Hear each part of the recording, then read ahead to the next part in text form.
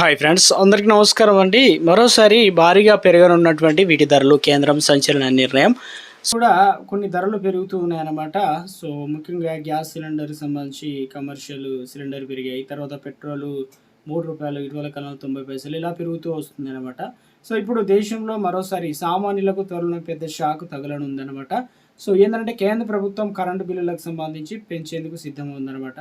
ఇవరకు కేంద్ర ప్రభుత్వం అథారిటీ ఒక కీలక విద్యుత్ ఛార్జీల పెంపుకు ప్రతిపాదన అనేది తీసుకురావడం జరిగిందనమాట. ఇందులో ఏం చేస్తారంటే ప్రస్తుతం దేశవ్యాప్తంగా సోలార్ పవర్ వాడకం బాగా పెరుగుతుంది కాబట్టి దీనివల్ల విద్యుత్ కంపెనీలు రావాల్సిన ఆదాయం తగ్గిన నష్టాలు అయితే వస్తున్నాయని చెప్తున్నారు. కాబట్టి నష్టాల నుంచి డిస్కామ్లను గట్టెక్కించేందుకు ఫిక్స్డ్ ఛార్జీలు సో ఇప్పటికే కేంద్రం యోచిస్తుంది. అదేవిధంగా ప్రీపెయిడ్ కరెంట్ బిల్లులు కూడా ఉండాలనే విధంగా స్మార్ట్ మీటర్లు కూడా అందిస్తున్నారు కదా.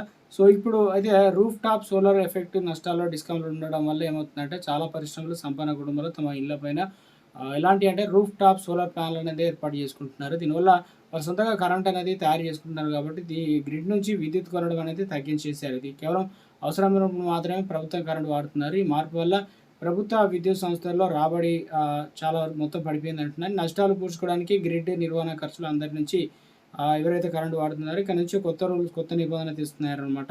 ఏం చెప్తున్నారు ఏందనేది చూసుకున్నట్లయితే స్థిర ఛార్జీలు ఒకేసారి కాకుండా దశల వారీగా పెంచుతారనమాట. ఒకేసారి ఇప్పుడు 2030 నాటికి వ్యవసాయ మరియు వినియోగదారులు గృహాలు కావచ్చు, అదేవిధంగా వినియోగం చేసుకునే వారికి 25% స్థిర ఖర్చులను వసూలు చేయాలి.